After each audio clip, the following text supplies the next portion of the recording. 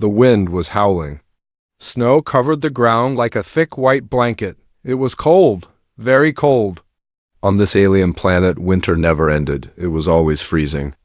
Always quiet. A man named Ethan lived alone in a small metal shelter. He was human. The only one on this planet. The locals had left years ago. Now only ice and silence remained. Ethan was not a soldier or a hero. He was just a worker who stayed behind after a mining mission ended. He had nowhere else to go. Earth didn't need him.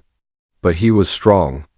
And he survived. That night something strange happened. His radio made a sound. Beep. Beep, beep, a signal. He turned up the volume. A weak voice came through the static. He could barely hear it. Help us! Ethan's eyes narrowed. That was not a human voice. But it was real. Someone was out there, and they were in danger. Without thinking, he grabbed his coat, gloves, and scanner. He stepped outside into the storm.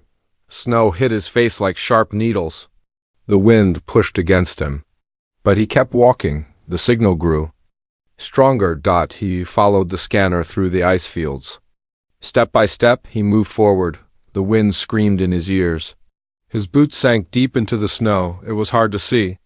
Everything was white. Then he saw something, a flashing red light, buried under the snow. He ran toward it and dropped to his knees. He brushed away the ice with his hands. Underneath the snow, he found a strange-looking shape. It was a small escape pod, alien design. The hatch was half open. Inside were two bodies. Two girls. They were not human. Their skin was light blue. Their hair was white like snow. They wore thin suits that were torn and frozen. He reached in and touched the first girl. Her skin was ice cold. She didn't move. He checked her pulse.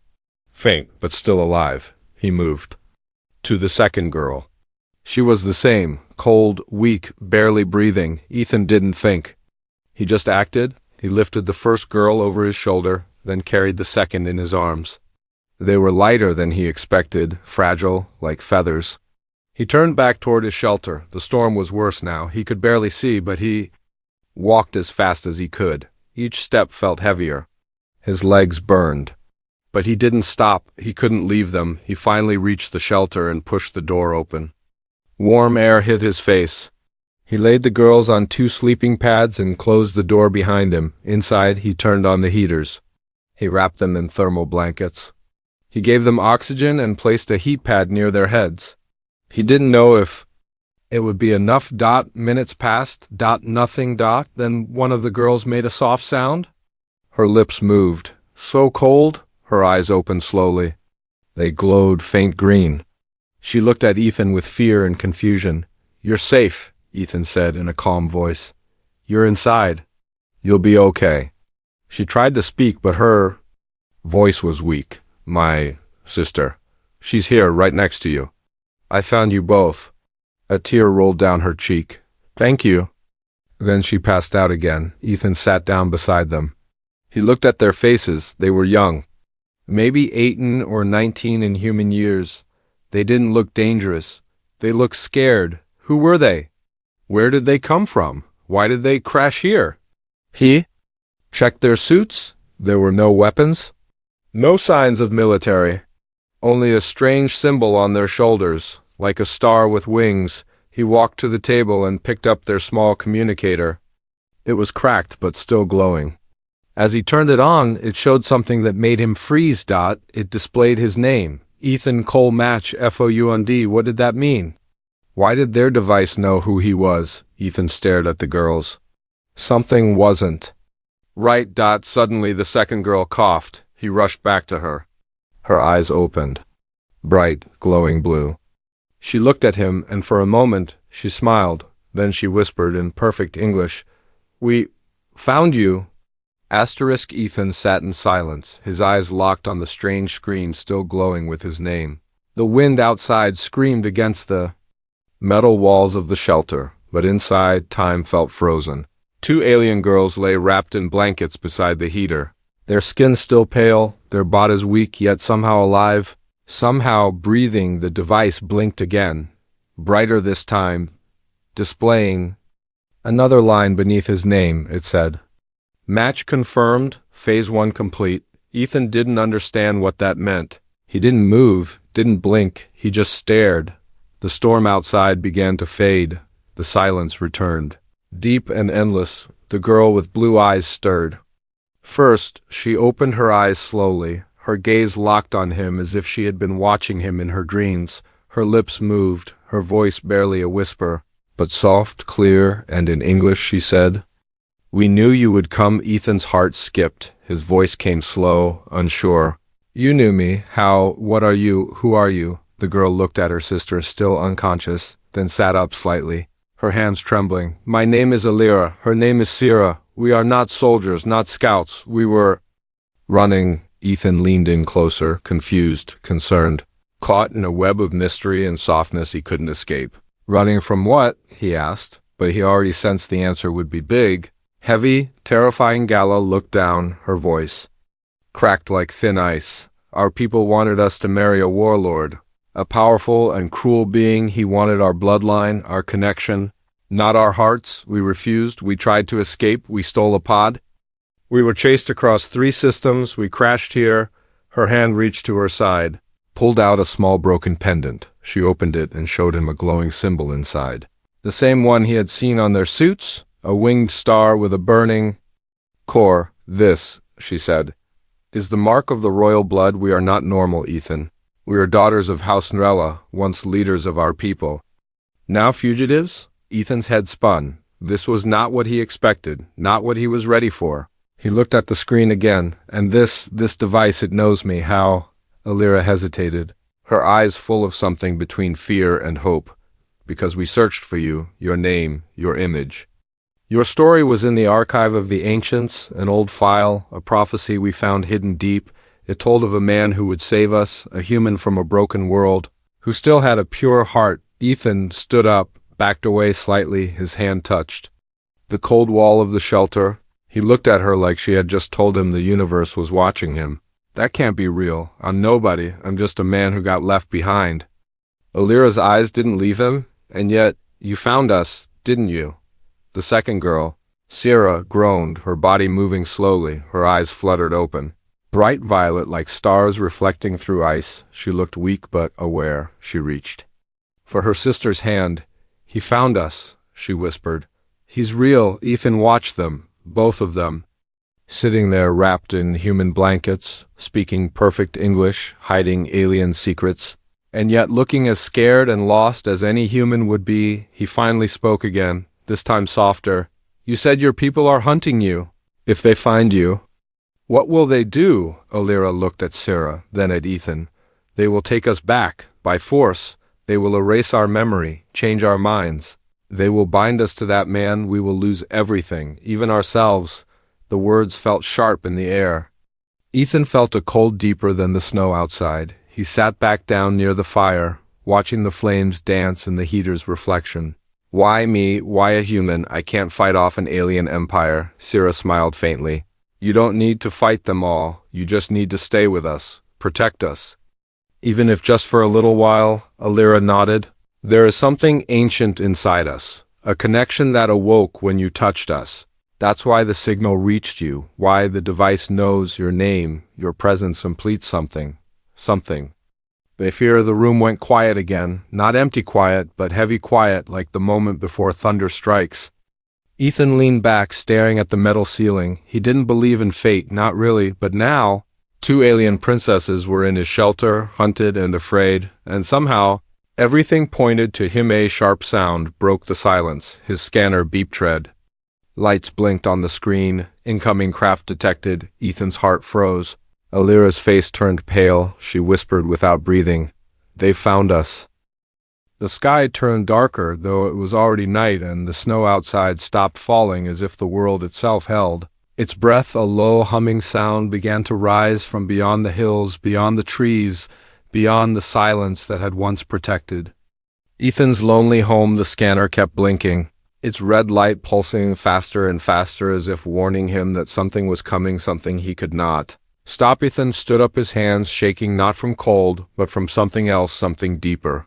His breath short and his chest heavy. He looked at Alira, who was already pulling her sister Closer, her eyes wide and glowing with fear. No words were spoken for a moment, only looks passed between them, and they all understood the same truth. Whatever had chased the sisters across the stars had found them again. The hum grew louder, it vibrated through the walls, it reached into the bones. The shelter lights flickered once, twice, and then steadied. The screen showed symbols Ethan could not read, but they blinked in red and orange, and none of them looked friendly.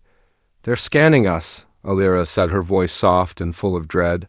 "They know we're inside." Ethan moved quickly. He grabbed his old survival pack, pulled open a storage drawer, and threw out old tools, old metal plates, old wires. He needed something, anything, to make a defense. He had no weapons, only scraps of gear left from the mining team, who had long abandoned this world. He found a flare gun, an energy cell, and a heat modulator. None of it enough, but maybe, just maybe, it would slow them down. The girl stayed low. Alira pressed her hand to her sister's chest. Syrah's breathing was better now, but her strength had not returned. Her eyes opened just barely, and she whispered something Ethan could not hear, but it made Alira nod. Then the sound outside changed. It shifted from humming to screaming metal. A sudden crash hit the roof, like a thunderclap, shaking the whole shelter. Dust fell from the ceiling. Something had landed, something large and angry. Ethan didn't think. He pulled the heat modulator and tossed it to the floor, activating its burst mode. The temperature in the room spiked just for a moment, enough to throw off external sensors. He hoped it would confuse them enough to buy time. Another crash, this time against the door. It bent inward, just slightly, enough to show force behind it. Then silence again, thick like the air before a storm.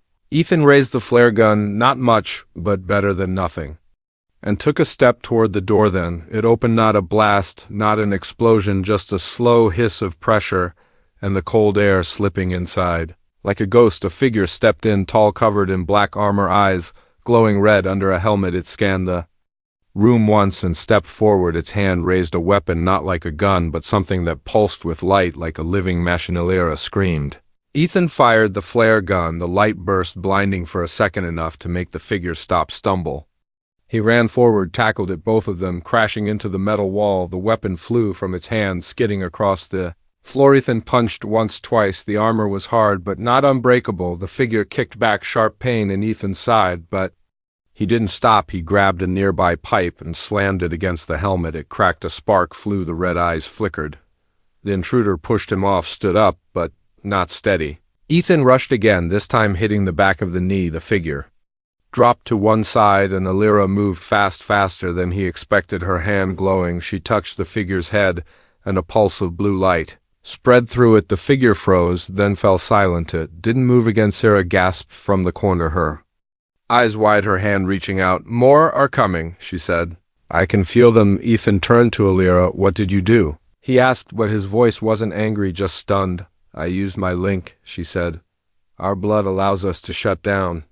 They're kind if we touch the neural core, but it only works once per target, and only when we are strong enough. I got lucky." Outside, more shadows moved, shapes in the snow, dark and fast. They were surrounding the shelter, cutting off every path, every option. Ethan looked around. No real weapons, no backup, no plan, but something burned in him. Now, not fear, not yet, something else, something sharp and rising, something like fire. "We can't stay here," he said. "They'll break in, they'll keep coming. We need to move." Syrah tried to stand, but fell again. Ethan caught her, his arm steady. She looked at him with tired eyes and whispered, "We trust you." Alira grabbed the cracked communicator. It glowed again for a moment, showing a small map with blinking lights. One was nearby, blinking green. She pointed. "There, a cave hidden by old rock. It was marked long ago. It might still be safe if we can reach it." Ethan nodded, didn't question, didn't pause. He just moved. He lifted Syrah gently. Alira followed close behind, and together they stepped into the freezing night once more, the sky above filled with silent machines watching, hunting. The fight was just beginning. The cave was silent, cold, hidden beneath layers of rock and shadow. A place forgotten by time and untouched by war. It welcomed them like an old secret, waiting to be remembered. The walls glowed faintly with alien light, soft blue lines that pulsed with a rhythm like a heartbeat. The air inside was warmer than the snow outside, but still sharp enough to sting the skin. Ethan set Syrah down carefully. Her breath was steady, her body still weak.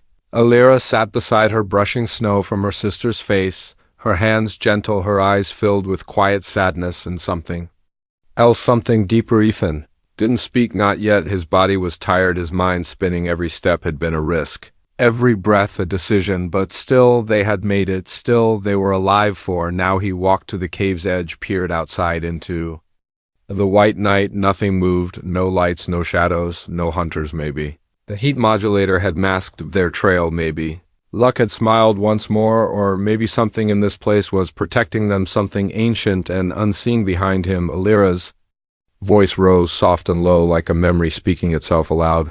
This cave was part of the old grid used by those who came before, not just our people, but others long gone, long buried. They built these places as sanctuaries. When the stars still spoke to each other in peace, Ethan turned to her. She wasn't looking at him. Her eyes were on the glowing lines in the wall, tracing them with her fingers like reading a language only she could feel. He stepped closer, knelt beside the sisters, and asked the question that had been burning since the moment he saw the glowing screen in his shelter. Why me? Alira looked at him, her eyes calm, not surprised, not confused, only quiet. Because your name was written in the stars long before you were born, because something in the ancient code recognized your energy, your presence, your heart. We did not choose you, Ethan, the universe did. Ethan shook his head slowly, his voice low. I'm not special, I was just left behind on a frozen rock. I didn't save you because of destiny, I saved you because it was right. Alira smiled for the first time, not the smile of royalty or prophecy, but the smile of someone who had seen pain and still believed in kindness. And that is exactly why. It was you. Sira stirred slightly, her voice barely a breath. We watched your world from afar long ago, before the war, before the exile. We saw what humans did to each other, how you fell and still rose again, how you burned and still healed. You are broken, but brave, small, but fierce and full of something rare, something our world lost long ago. Ethan felt his chest tighten, not from fear, not from doubt, but from something warmer, something harder to carry when one has been alone too long. He looked at Alira and saw not an alien, not a fugitive, not a symbol of prophecy, but a soul that had run through stars and pain. Just to survive, he reached into his coat, pulled out a folded patch, an old Earth emblem, worn and cracked from years of where. He held it out to her, his voice steady. This was from my first assignment. It meant nothing after a while, just a reminder of a world that forgot me, but maybe it can mean something. Now, Alira took it slowly, her fingers brushed his there. Warmth meeting for the first time, without gloves, without fear. Her breath caught, just slightly, and for a moment everything went still, the walls, the wind, the light, everything listened. Then her voice returned softer than before. You have a heart. Like the old ones, like the ones who built peace, not war. I think that's why we feel safe with you, why we feel something more. Ethan didn't move, didn't speak, not right away. He looked at her, then at Sira, who watched quietly from the side. Her eyes shining, her lips curved in a tired smile. A knowing smile. What happens now? He asked finally. Do we hide forever? Do we keep running? Alira looked into the glowing walls, then into the darkness beyond. There is a place far from here, hidden beyond the dead fields, where the stars touch the ground. It was a sanctuary for our kind before the purge, before the hunters. It may still exist if we reach it. We might find answers, or allies, or maybe just time. Sira nodded slowly. But the path will not be safe, and if they catch us again, they will not give us mercy, not this time. Ethan stood, took a deep breath, and felt the weight of their fate settle on his shoulders, not like a burden, but like armor he had never asked. For this never expected it, but now he was part of it, part of them, and they were part of him. Alira stood beside him, close, her voice no longer royal, no longer rehearsed. Just real. We trust you, Ethan, not because a device told us to, not because a story said you would come, but because when the cold tried to kill us, your arms brought warmth, and when we were lost, your eyes saw us like we mattered. He looked at her, then reached for her hand slowly, not as a hero, not as a protector, just as a man trying to believe in something again. And for the first time since the storm began, the cave no longer felt cold. The cave whispered with ancient echoes, silent voices trapped in stone walls that remembered 1,000 years of hiding and fleeing and dying. The glow had faded to a softer pulse, like a slow heartbeat, calm but uncertain. The snow outside still fell, thin and cold, like ash from a dying star. The night was deep, the kind of night that holds breath and waits for a decision. Ethan sat near the entrance, staring into the dark. White his hand resting on the flare gun, empty, now useless, the cold. Wind brushed across his face, but he didn't move, his mind turning like rusted gears, stuck between choices that both led into fire behind him. Alira paced slow and silent, her steps careful, but her breath uneven, her fingers tightened and loosened. At her side, as if she were holding something invisible, something sharp and heavy, her eyes kept glancing at Sierra, who sat leaning against the wall, her face pale but calmer than before. Her voice had returned, but her strength had not. They had not spoken for hours, not really, only short words, soft nods, broken thoughts, but the silence said more than words could, and it was growing heavier then. Ethan stood, his voice firm but quiet like thunder behind clouds. "We need to decide now before they find us again." Alira turned to him, her expression unreadable, somewhere between strength and fear. "You want to fight them, don't you?" Ethan didn't answer, not at first. He walked to the old map, still glowing faintly on the broken device. The green mark was blinking slower, now fading, maybe dying, maybe warning them that time was slipping away. "I don't know how to run forever," he said at last. "This planet has caves and snow and shadows, but not enough to hide forever, and if we keep moving, they'll find us again and again, until they wear us down, until we break." Sierra coughed softly, her voice barely a thread. "They don't stop, Ethan, they don't sleep. They were made to hunt and programmed to remember. We stole time. When we fled, we cannot steal more." Alira stepped forward, stood close to Ethan, her eyes locked with his. "If we fight, we risk everything. If we run, we lose slowly. But if we fight and lose, we lose fast. Is that better?" Ethan looked at her, not like a soldier looks at a leader, but like a man looking for a reason, something true, something worth burning for. "If we fight, we choose how we fall. If we run, we're only waiting to be caught again. Maybe we can't win, but we can make them bleed." First, Sierra smiled weakly, her head tilting just slightly. "That's such a human thing to say." Alira didn't smile. She looked away, her hand brushing the wall, her voice softer now. "There is a signal tower not far from here, broken, but maybe repairable. It can send a message, a strong one, across systems. It might call help, or at least call warning, but if we use it, they will know exactly where we are." Ethan nodded, slow like a mountain shifting. "Then we draw them there, set a trap, make them come, make them fall, and when they come, we fight until the sky burns, or until we can't." For a moment, no one spoke again, only the wind outside, howling like the ghosts of the old world. Then Sierra began to rise, her legs shaking, but her hands strong on the wall, her breath sharp but determined. Adela rushed to help her, but Sierra shook her head just once, then looked at Ethan, her voice steady. "If we fall together, no matter where, no matter how." Alira looked at her sister, then at Ethan, then at the stars above that blinked through the cracks in the cave ceiling like distant eyes. "Watching with sorrow or hope or both? We'll go at sunrise. The light will cover our movement, and the machines have trouble reading heat patterns and shifting light. Will take the long path through the iron ridge. It will be hard, but it hides us longer."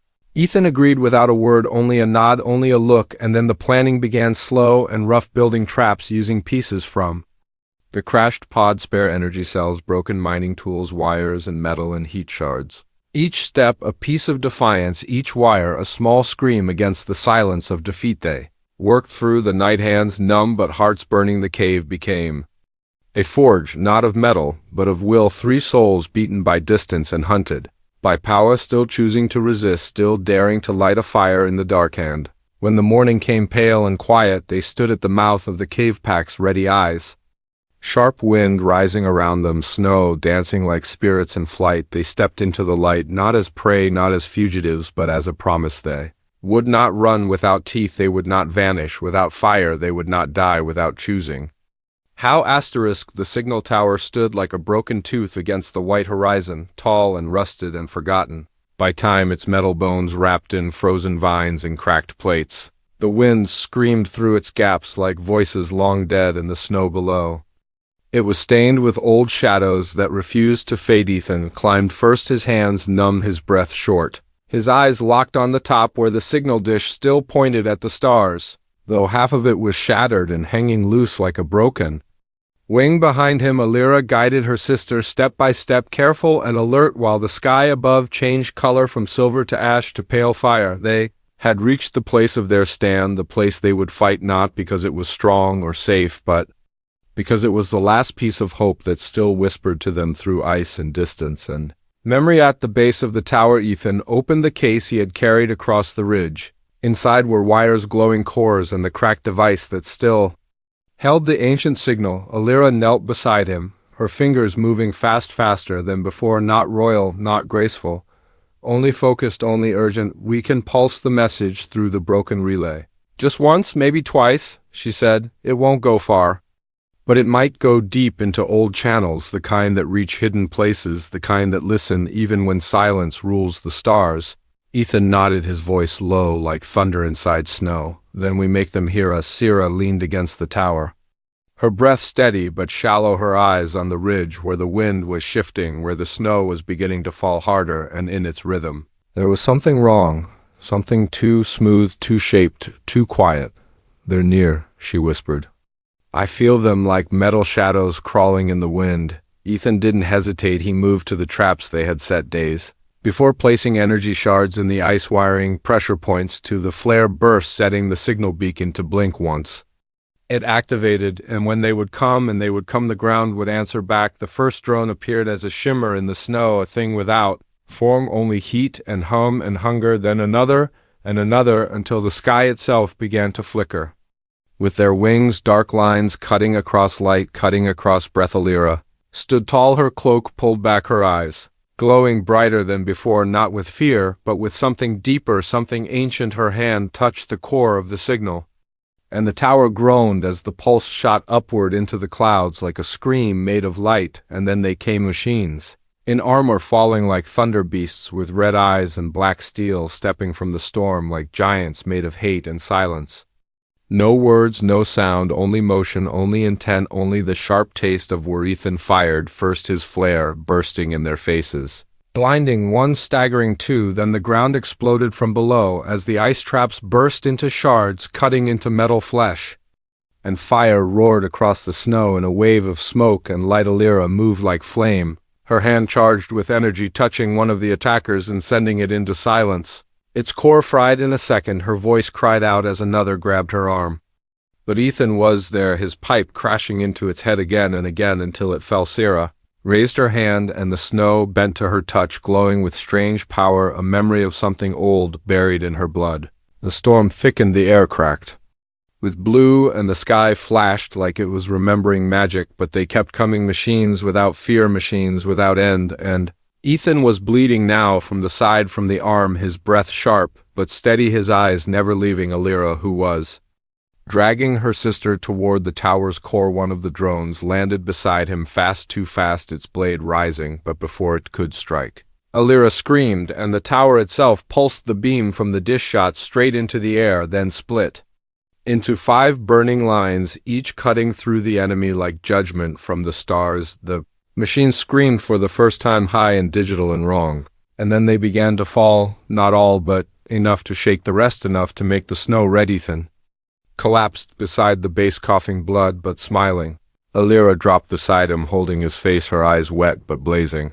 You stayed, she said. You called, he answered. Sira was on her knees, her hands in the snow, eyes closed, lips moving as if in prayer or song, and around her the light grew thicker. The snow stopped falling, and everything waited. From the clouds above a new shape appeared, not a hunter, not a drone, but a craft glowing with golden rings and strange soft light. It hovered in silence, then descended slow, like peace coming home. The machines froze, then turned, then ran, vanishing into the horizon, as if swallowed by fear, by loss, by something they could not fight. Ethan tried to rise, but his legs failed, his vision blurred. Alira caught him, held him, her hand on his heart, and her voice shaking. You cannot die, not now, not here. And then the craft opened, and the light touched them all. The light from the craft wrapped around them like a warm memory, not blinding, not cold, just soft like morning after a storm. It touched Ethan's skin, and the bleeding slowed. It reached Sira, and her breath grew steady. It wrapped Alira like a promise, kept, and then spread across the broken snow like petals falling on stone. The ship hovered above the battlefield, silent like a sleeping god, its shape smooth and circular with symbols along its edge, glowing with language older than stars it made. No sound, but its presence was enough to hush the wind, to calm the cave, to still the sky. From its open gate came 3 figures draped in white and gold, their faces Hidden by veils of light, their steps smooth like walking on time itself. One of them knelt beside Ethan, placed a hand over his chest, and whispered words he did not know, but somehow understood. Alira watched with wide eyes, her hands still wrapped around Ethan's fingers, her lips parted, not in fear, but in awe. She whispered low enough. Only for herself, they answered. They really came. Sira rose to her feet slowly, her legs no longer trembling, her face glowing with something more than light. She looked up at the ship and spoke with voice clear and strong. We send a message. Not for rescue, not for war, but for witness. And they came to see with their own eyes that the bond was real, that the prophecy lived. One of the golden figures turned to Alira and bowed slow and deep, then reached into a pouch at their side and revealed a thin band glowing blue, not metal, not energy, but something between. It shimmered in the air, as if unsure whether it belonged to time or dream. They held it out toward Ethan and spoke again in the tongue of the old ones, but this time even Alira could not hide her tears. She turned to Ethan, her hands trembling slightly, her voice soft but true. They bring the right of joining the oldest bond in our culture, shared only with those who are chosen not by blood, not by power, but by something greater, something called the Heartline. Ethan looked at her, confused but curious, tired but awake, his voice rough but honest. What does it mean? What are they asking? Alira moved closer, knelt before him, her eyes never leaving her hands, holding his hands like they were stars she had found in darkness. It means they accept you as one of us. It means you are no longer alone, no longer left behind. It means you are home if you want it, if you want us. Sira came forward and stood beside her sister, her voice lighter than before. We were once hunted, we were once lost, but now we are whole again, and if you say yes, then the bond becomes forever, and your name will be written in more than metal, more than memory. It will be written in our blood, in our sky, in our future. Ethan's eyes burned, not from pain, not from fear, but from something he had buried so long ago, something called belonging, something called love. He looked at them both, not as aliens, not as royalty, but as people, as hearts, as fire and warmth and truth. He reached out slowly, took the glowing band in his fingers, and smiled for the first time without hiding it. Then let's write it together. The figures around them bowed in a slow wave of motion. The light around the ship pulsed once, then again, then burst into a silent wave that spread across the valley like a ripple of peace. The snow stopped falling, the wind fell asleep, and in that stillness a bond was sealed, not by war, not by force, but by choice. The craft remained for one more hour as the joining was completed. Beneath the open sky, the golden figures inscribed symbols in the air around them, symbols that danced and wrapped the three like a circle, like a vow, like a song of new beginnings. Alira placed her head on Ethan's shoulder, her voice now soft enough only for him. You gave us life when we were nearly dead. You gave us warmth when even fire had failed. You gave us reason when all we had was fear, and now you gave us a future. You gave us yourself. Ethan closed his eyes, not to sleep, but to feel every breath, every heartbeat, every second, and he whispered, You found me when I thought I was lost, and now I don't want to be anywhere else. Sira laughed quietly, the first time he had heard her laugh, and it sounded like bells made of sky. She touched both of their shoulders and said, Then let us leave this world behind, not as runaways, not as ghosts, but as builders of something new. They entered the craft slowly together, side by side, hand in hand, no longer three strangers, no longer from separate worlds, but something else, something whole. The ship rose without sound, lifted by hope, carried by promise, and vanished into the sky, leaving behind only warmth in the snow and a signal tower still blinking quietly. One last pulse, one last whisper. Here lived a man who gave everything to save the stars, and the stars gave him love in return. The end.